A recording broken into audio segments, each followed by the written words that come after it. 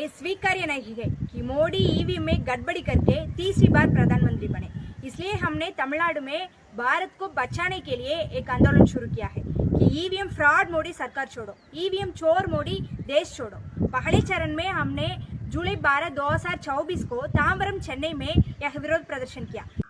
EVM धोखा मोदी सरकार छोड़ो, ईवीएम फ्रॉड मोदी सरकार छोड़ो, ईवीएम चोर मोदी देश छोड़ो। ईवीएम திருடன் மோடியே ஆட்சியை விட்டு வெளியேறு, ईवीएम மோசடி மோடியே ஆட்சியை விட்டு வெளியேறு, ईवीएम மோசடி மோடியே ஆட்சியை விட்டு வெளியேறு, ईवीएम மோசடி மோடியே ஆட்சியை விட்டு வெளியேறு, ईवीएम மோசடி மோடியே ஆட்சியை விட்டு வெளியேறு, ईवीएम மோசடி மோடியே ஆட்சியை விட்டு வெளியேறு, ईवीएम மோசடி மோடியே ஆட்சியை விட்டு வெளியேறு, ईवीएम மோசடி மோடியே மக்கள்கிட்ட ஓட்டு வாங்கி ஆட்சிக்கு வர துப்பில்லாத மோடியே ஆட்சியை விட்டு வெளியேறு, ईवीएम மோசடி பண்ணி வந்திருக்க மோடியே ஆட்சியை விட்டு வெளியேறு।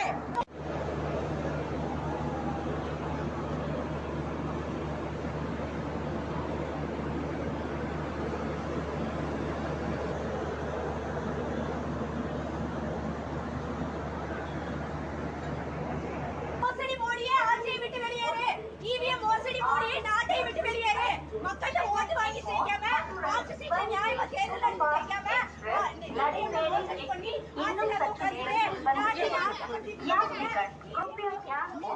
ईवीएम மோசடி மோடியே ஆட்சியை விட்டு வெளியேறு, ईवीएम மோசடி மோடியே ஆட்சியை விட்டு வெளியேறு, ईवीएम மோசடி மோடியே ஆட்சியை விட்டு வெளியேறு।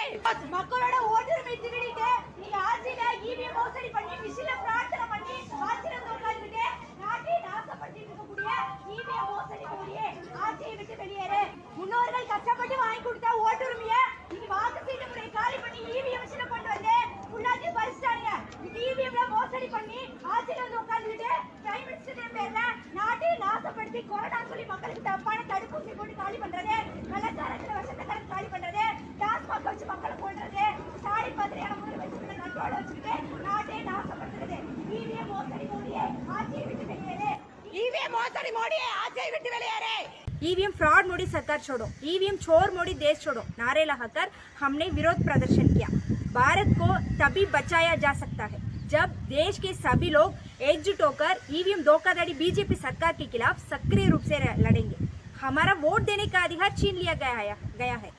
ईवीएम मशीन के माध्यम से वोट देने का अधिकार चुरा लिया गया है, जो हमारे पूर्वजों ने हमारे लिए बलिदान करके दिया था।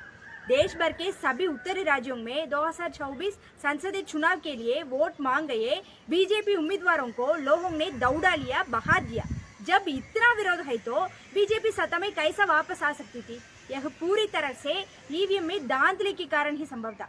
यदि 2024 का संसदीय चुनाव निष्पक्ष रूप से बैलेट पेपर के माध्यम से हुआ होता तो मोदी बीजेपी भारत में एक भी सीट नहीं जीत पाते। उपचुनावों और राज्य विधानसभा चुनावों में हार मानते हैं, लेकिन वे संसदीय चुनावों में बड़े पैमाने पर ईवीएम में हेराफेरी करके अपना शासन बनाए रखते हैं। अगर ये ईवीएम धोखा वाले मोदी बीजेपी सत्ता में जारी रहा तो युवाओं के लिए नई नौकरियां पैदा करने के बजाय वे मौजूदा नौकरियों और छोटे व्यवसायों को खाली कर देंगे। वे ऐसा स्थिति पैदा करेंगे कि देश में केवल अंबानी अदानी जैसे लोग ही रख सकेंगे। वे पेट्रोल, डीजल, गैस, सब्जियां, दालें, तेल, दूध, शिक्षा शुल्क, टोल फी, बस फेयर, ट्रेन फेयर की कीमतें बढ़ाते रहेंगे। जीएसटी टैक्स को और भी बढ़ा देंगे। वे लोगों को नशे का आदि बना देंगे। वे महिलाओं के खिलाफ यौन अपराधों में संलग्न रहेंगे। वे जानबूझकर देश में धार्मिक दंगे कराएंगे, देश को बांट करेंगे। हम ऐसे ही बहुत कुछ कहते रख सकते हैं। इसलिए हमें ईवीएम धोखाधड़ी वाली मोदी सरकार के खिलाफ कड़ा संघर्ष करना होगा। विपक्षी दल ईवीएम धांधली वाली चुनावों के खिलाफ कभी नहीं लड़ेंगे। इसलिए विपक्षी दलों पर भरोसा करने का कोई मतलब नहीं है। हमें वोट देने का अपना अधिकार वापस पाने के लिए हम लोग ही लड़ना होगा। यदि हमने वोट देने का अधिकार बहाल नहीं किया तो हम अपने ही देश में बिना किसी अधिकार गुलाम के रूप में ही रख सकते हैं। वे हमें गुलाम बनकर भी जीने नहीं देंगे। वे कोरोना की दवा और कोरोना वैक्सीन खाकर गलत दवाएं देंगे और हमें मार देंगे।